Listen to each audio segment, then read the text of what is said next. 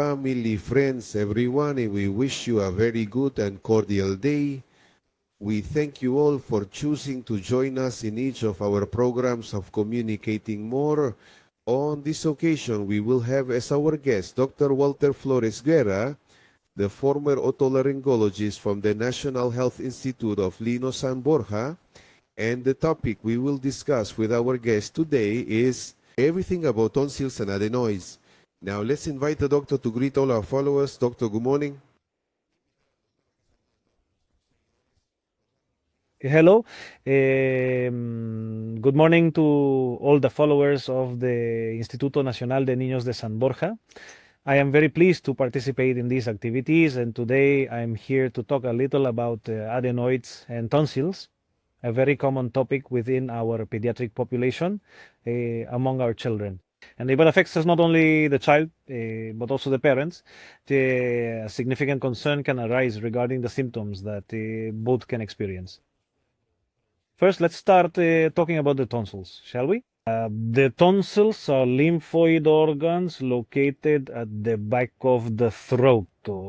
We have three types of tonsils, of which the most common and the ones that usually cause problems are the palatine tonsils, which we see with a direct vocal opening. The tonsils are two, one right and one left, in which there can be growth, right? And Frequent infections can also occur. Let's talk about the functions of the tonsils.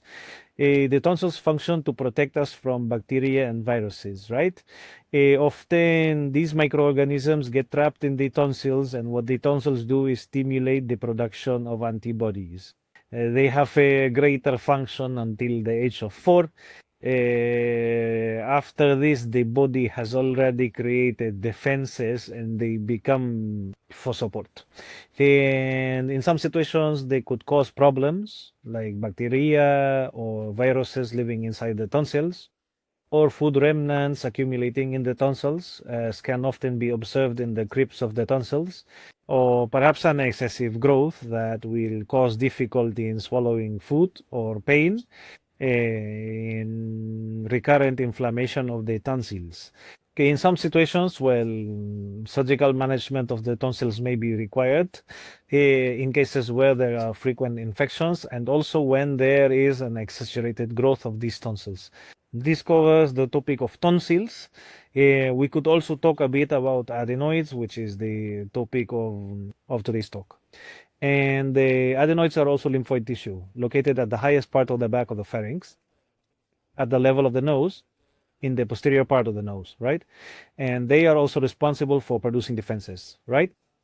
Trapping or stimulating defenses, right? And trapping some viruses and bacteria, right? In some situations, what happens is that these adenoids become inflamed, right?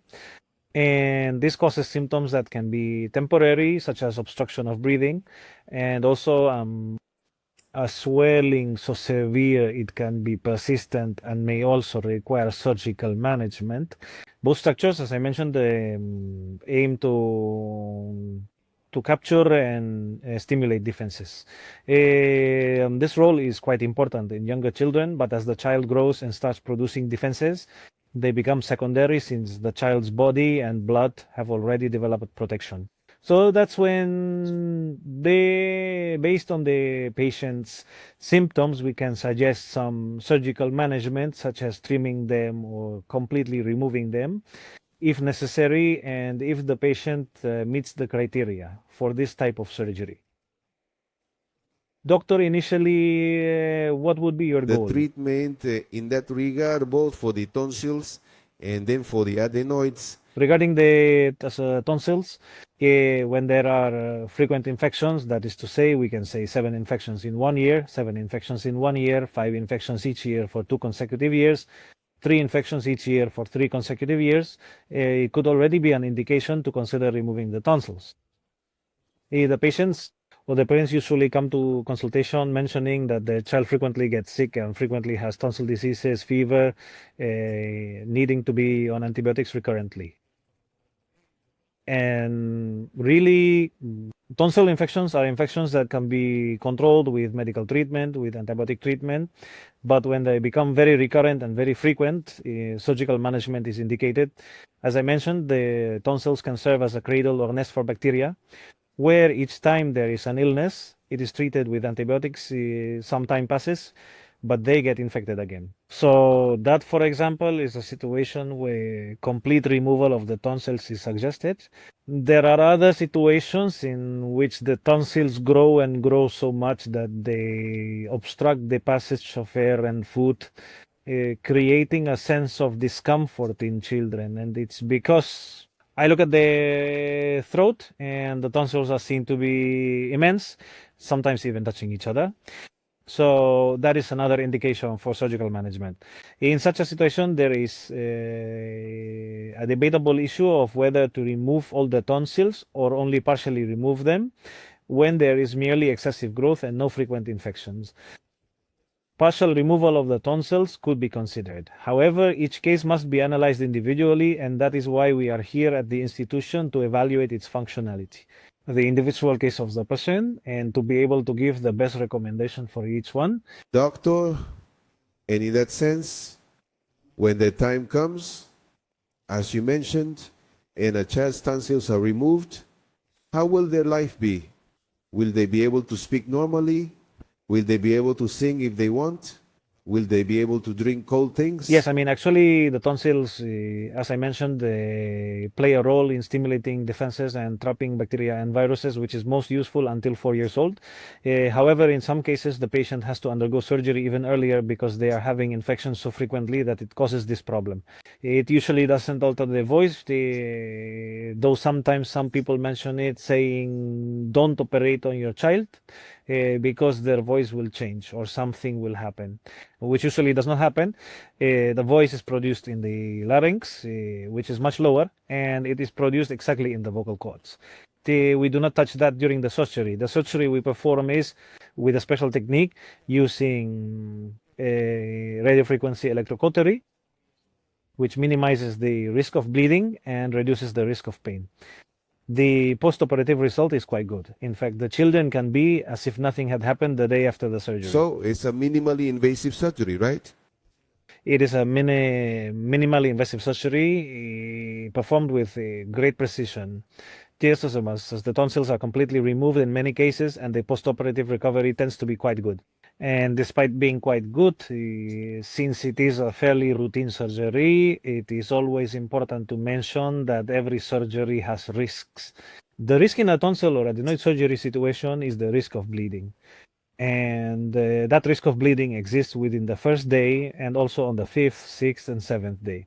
So it is something we always recommend to the patient, and it is important, if you are listening to this talk, to mention that the risk is always there. It is not something that usually happens, but I'm not mentioning this to scare you. The goal is that we know what the complications are, and we need to be ready, prepared, observing the patient so we can react to a situation like this. Interesting. And the preparation before surgery, what kind of tests or analysis should be done for the doctor? Of course, the patient requiring surgical management must be in optimal condition before be admitted. But we require a preoperative examination and a surgical risk assessment, which involves pediatrics and anesthesiology for children and adolescents. Well, adolescent and anesthesiology. Before the surgery, we need to make sure that the coagulation is fine, that the hemoglobin is fine, since these could be factors that might having to postpone the surgery, since usually a very low hemoglobin count of less than 11, the surgery is postponed, or there is an altered coagulation profile in which there is a delay in the patient's blood clotting.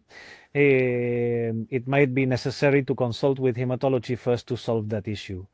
Now, obviously, regarding infectious symptoms, we do not wait for the infection to be present. First with medical treatment, and then once the infection is no longer active, we can proceed with surgery. I also have to talk about another slightly more complicated situation, which is a peritonsillar abscess. This is also frequently observed in children or adolescents and is a somewhat more serious situation where the patient might need hospitalization and first require drainage of that abscess from the tonsils, that is from the tonsils, wait for a while and then recommend the removal of the tonsil. Here, in this situation, let's say a single instance of a peritonsillar abscess is enough to warrant a surgical indication. In that situation, we're not dealing with what I initially mentioned about 7 infections in 1 year, 5 in 2 years, or 3 in 3 years, or excessive growth of the tonsils. And it is a situation that indicates surgery immediately. And after the post-operative period, the child will be able to live a normal life.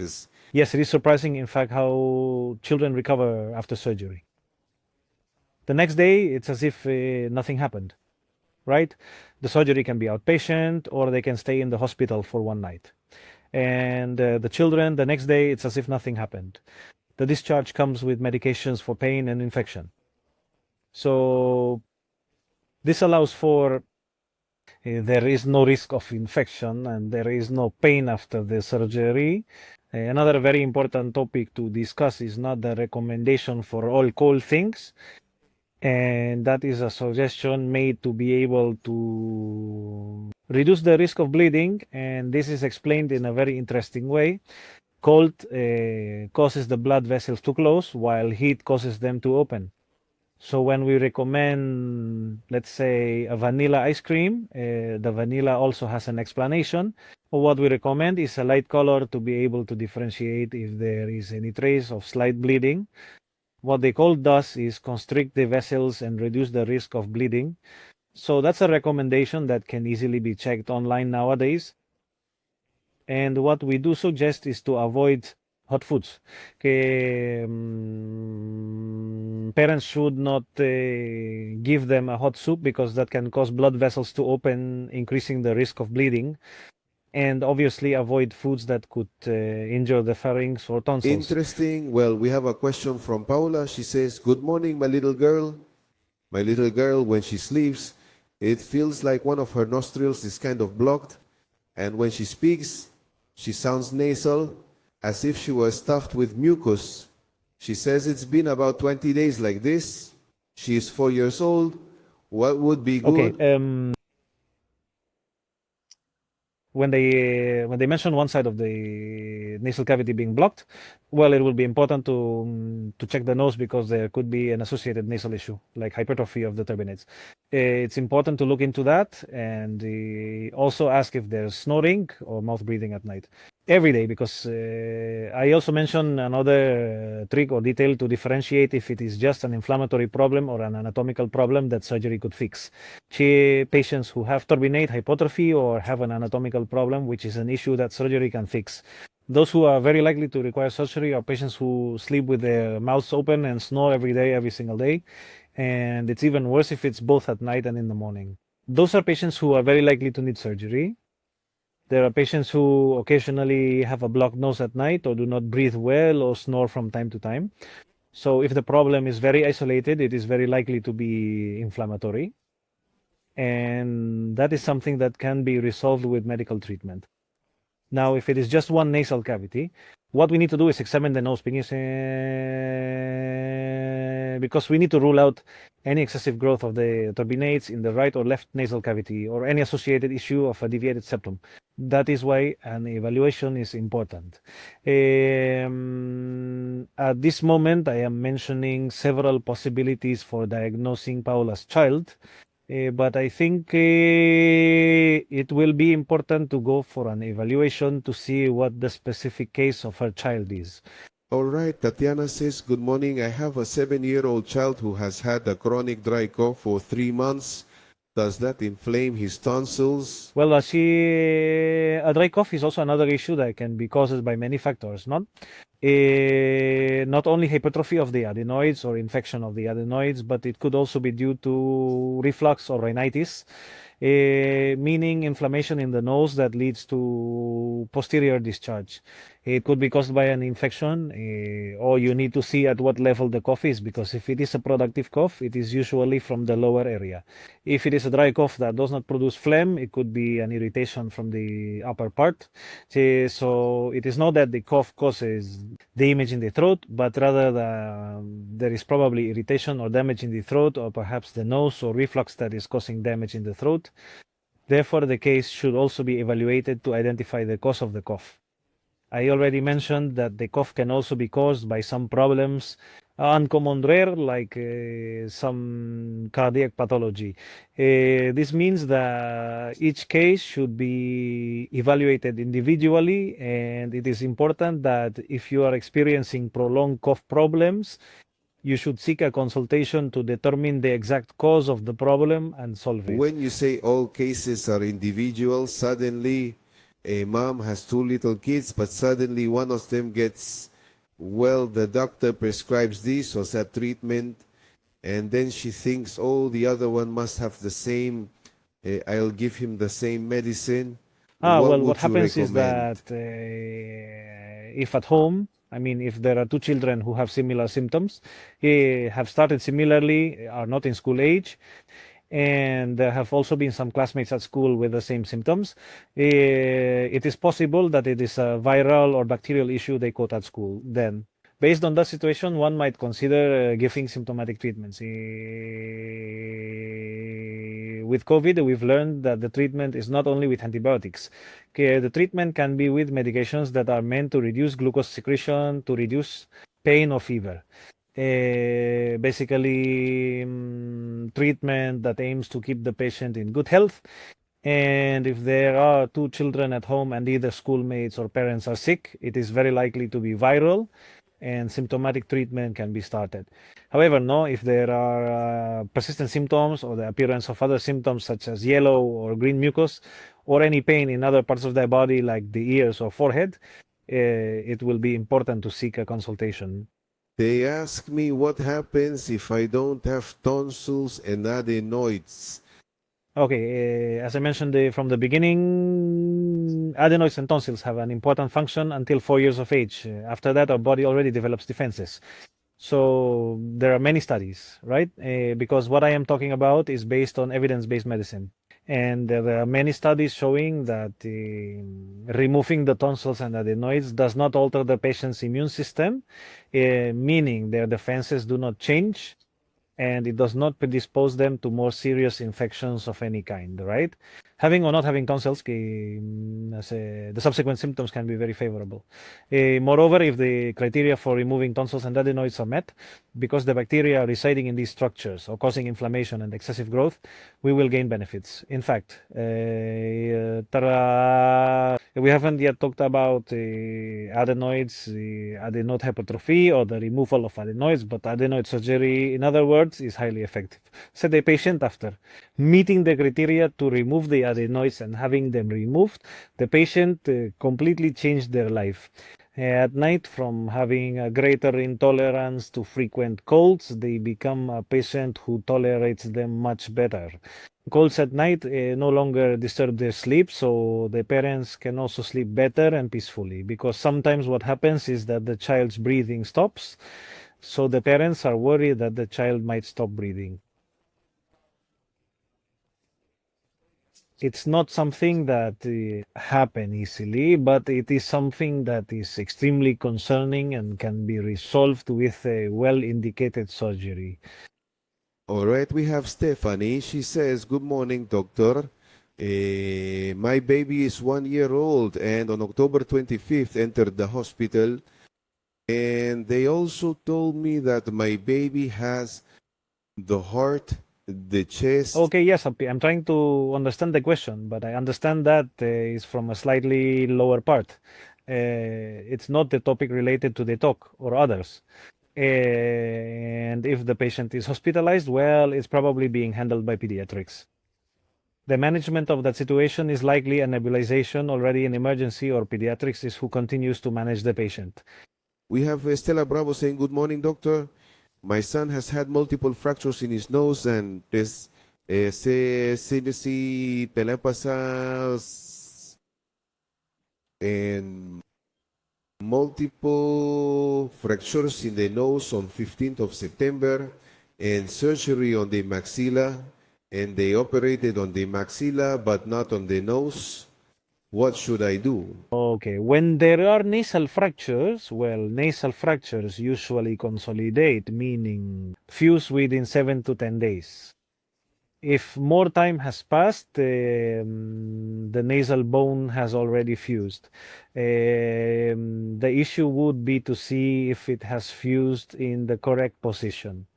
If it hasn't fused or consolidated in the right position, then surgical management would be considered, which might be much later It on. was September 15th, not long Yes, but ago. in fact, already more than 10 days have passed. Here, at this point, we cannot consider helping in a quick way like a fracture reduction. Luz Selena asked, Doctor, can children with bronchospasm be linked to adenoid hypertrophy?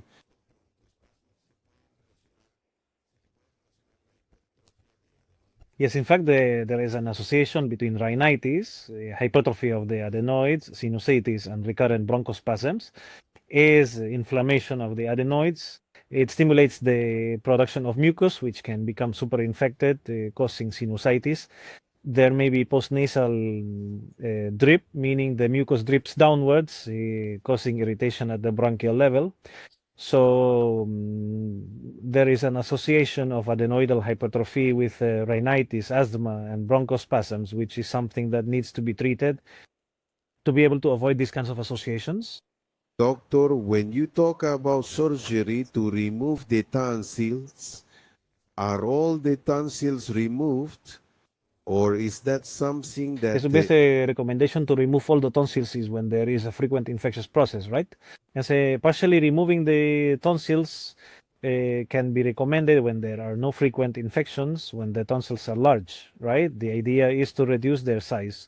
However, each case needs to be individualized, you know? The condition of the adenoids should also be evaluated, and the patient's health condition must be assessed, right? It's something that must be evaluated on an individual basis. And in fact, there is much debate about whether to remove everything or partially, right? Sometimes the patient's opinion about both situations is also considered, as well as what is anticipated for the postoperative period.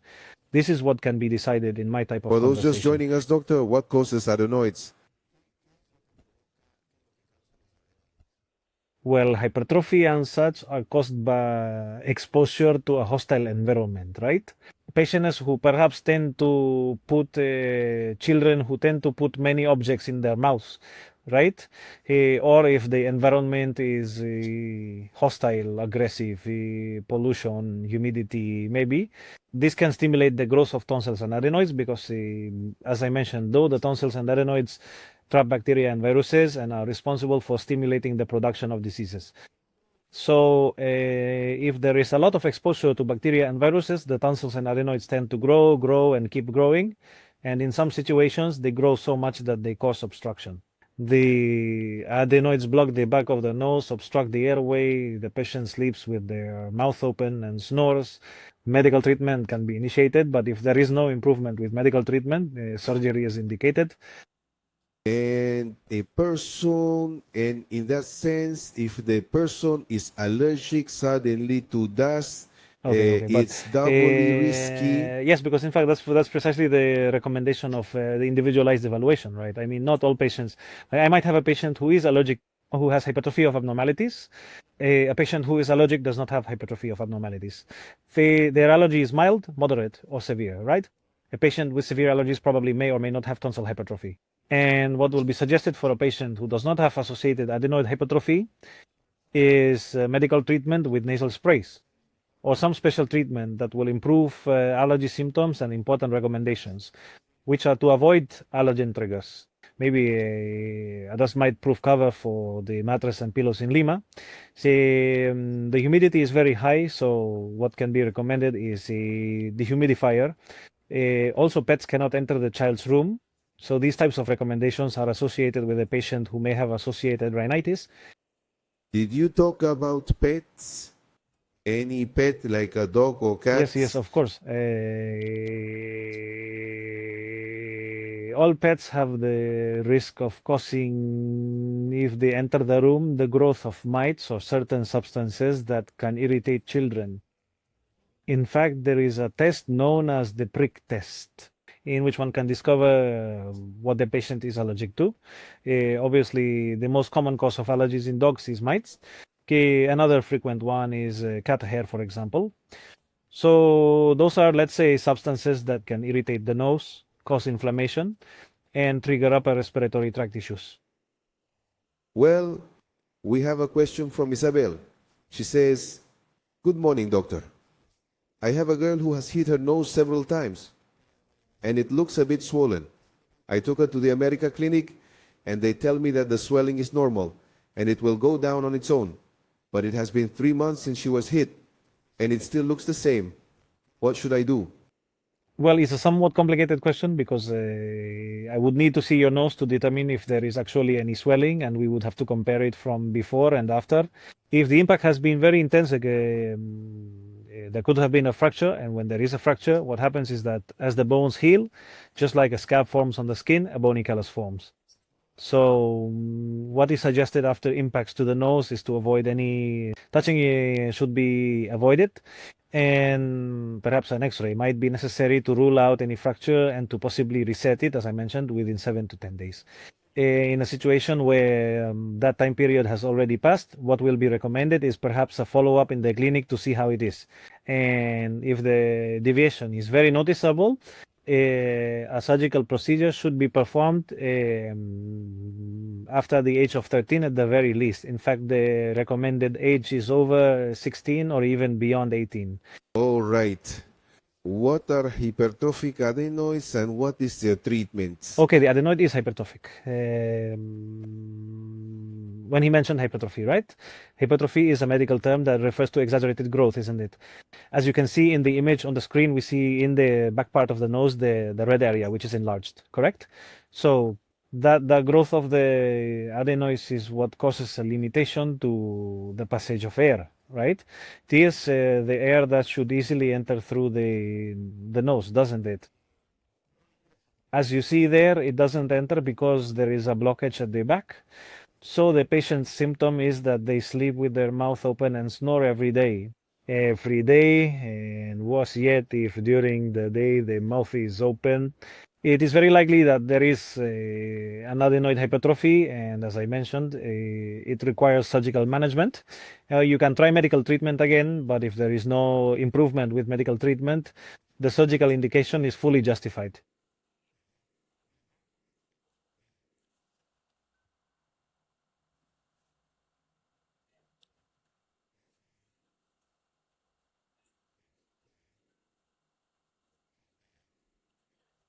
All right, doctor, after the tonsils and adenoid surgery, what should and shouldn't be eaten?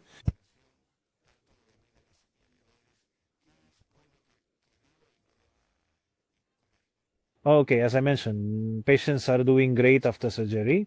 The next day, the patient looks well. There might be ear pain, and there could be slight bleeding from the nose or mouth. Those are minor issues, which can happen easily or frequently. More serious situations include bleeding, which can occur on the first day, and the risk returns on the fifth, sixth, or seventh day. And as I mentioned, it is recommended to have food that is warm or cold, nothing hot. And even vanilla ice cream can be suggested since it causes vasoconstriction, closing of the vessels to reduce the risk of bleeding. And obviously, having had mouth surgery, the precaution should be with foods that cannot cause injury. Tonsils, because in fact, we have the case of a patient who, on the 9th day after surgery, when there was no longer a risk of bleeding, was given pachamanca, and the patient bled and had to come in for emergency care. We had to start procedures for the bleeding. So it is important. Be careful with the diet. I mean, I have many parents who are quite responsible, who even for up to 15 days give their children pureed food, juice, everything soft, and everything usually goes very well. They don't give them anything hot. Everything is warm or cold. Everything goes excellently. I mean, with those kinds of precautions, it is also expected to have a good post-operative recovery in patients. All right, we have a question from Tania. She says, "Dr. Florez, nice to greet you. For children with continuous nosebleeds, does their management have to be surgical no matter what? Thank you for your response." Not necessarily. I mean, in fact, surgical intervention might not be needed. That is, a nosebleed can have many causes. Here as a EM, I understand that seeing bleeding, if not managed properly at the moment, can be quite alarming since the nose is highly vascularized. Because there are many vessels inside the nose, and even a simple nasal congestion or inflammation can cause nasal bleeding. That is why when we see a nose with a lot of congestion during a consultation, what we need to do is decongest it. We often recommend a cream to even protect the bleeding area, which is usually at the front. And what we advise the patient to do, which can also be done at home for those who have frequent nosebleeds, is to stay calm. Tell the patient is to lower their chin and apply pressure to the white part of the nose, press for 5 minutes. And with that, nothing should happen since the bleeding is usually from the front. If the bleeding does occur, well, the bleeding should stop in less than 5 minutes if the patient or the family member or everyone else. Often there are bad recommendations like saying to lift your head or raise your hand. This is worse because the blood coming from the front goes backwards, reaching the throat and mouth. Then you end up spitting blood and swallowing it, or sending it to the stomach, which gets irritated, causing you to vomit blood, and it's all very frightening for the patients. All of this is prevented and solved with the chin down and pressing on this area. They need to undergo an evaluation because in addition to ruling out simple congestion, nasal congestion, what we need to do is to rule out that there are no prominent veins. In a situation with prominent veins without congestion, what can be done is cauterization, which can be chemical or electrical. Now, obviously, there are situations, if serious, that may be associated with idiopathic thrombocytopenic purpura, but that show signs like, for example, they might have bruises on their legs, on their arms, or aside from nosebleeds, bleeding from the gums. So it's a situation where they need to see a pediatrician because a blood disorder needs to be ruled out, and perhaps a systemic blood diagnosis is made. Regarding NT, ear, nose, and throat, and surgical management, we also have patients who may need surgery due to bleeding, and this is because they have a nasopharyngeal tumor, a nasal tumor. It is a complex pathology, highly complex, that we are frequently managing in the institution. It is a mass that grows inside the nose, but it does not only manifest with nosebleeds, it is also associated with some nasal obstruction, and is often common in male children. See, a person, if they are a boy or male, age between 6 to 18 years in the case of the institution, and has bleeding and also mentions having a persistent nasal obstruction, they need to be seen by the NT specialist because it could be a nasopharyngeal tumor, which is a tumor that needs to be diagnosed promptly for early management and to achieve a good surgical outcome. It is a complex tumor that we frequently manage successfully in our institution, and is a reason for referrals from other parts of the country, so it can be operated on here. In that situation, a nasal bleed is indeed surgical. Okay, we have Katie who asks us, Doctor, can adenoid hypertrophy cause constant nosebleeds? And if it's not operated on, what would be the risk? No, adenoid hypertrophy usually does not cause bleeding. The bleeding may occur due to some other problem in the nose, in the nasal area, nasal congestion, due to some other associated tumor, as I was mentioning, but adenoids do not cause bleeding. What they cause is sleeping with an open mouth and snoring. Those are the main symptoms, and in more extreme cases, the child may stop breathing during the night. In that situation, the treatment is surgical. All right. We have Lucelena asking, Doctor, when is it ideal to get an X-ray to check for adenoid hypertrophy? On a normal day or when there is mucus present? Obviously, the recommendation for the X-ray of the adenoids is when the patient is healthy. That is, if I have a patient with all exacerbated symptoms, it is not advisable to perform surgery as the likelihood of inflammation is very high. So I have evidence of a very large adenoid. Let's not say that surgery is indicated in that situation. First, the priority is always medical treatment, and when the patient is better, if there is little or partial improvement, or if, let's say, there are very frequent episodes, then obtain the X-ray.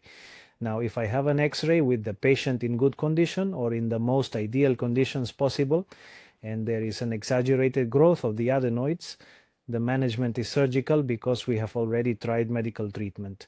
It did not improve. The swelling appears large. The management is surgical. In other situations, I might not have an enlarged adenoid, but if the patient has frequent infections, sinusitis, is on recurrent antibiotic treatment, and despite not having an enlarged adenoid in the X-ray, the management is also surgical because, as I mentioned, that adenoid, just like the tonsils, can be harboring bacteria, so it may be recommended to remove the adenoid. Regarding the X-ray, what we suggest is X-ray monitoring. The X-ray emits radiation, so it's not recommended to have an X-ray too frequently. In other words, the X-ray should be done once under ideal conditions, and then based solely on the patient's progress, that is, the clinical course with medical treatment, we can decide whether surgery is needed or not. Okay, we have another question from Yolanda Inga. She says, Doctor, good morning. I have a 7-year-old boy. We live in the jungle, but when he wakes up early, his nose is always runny. Or when it rains a lot, his tonsils are always swollen. And when he sleeps, he has trouble breathing. Since he was 6 years old, he started having bronchospasms, which are very frequent. They have recommended using salbutamol. So when he has these episodes, she says, sometimes they last for many days, and that's when I take him to the emergency room, but his improvement takes a long time. In this state, the runny nose comes and goes. What should I do? Okay. Well, you need to see an ENT specialist, meaning check if there is nasal inflammation and what severity it has. What is recommended is the basics. What you can do, right? It is nasal cleaning, nasal rinses, right?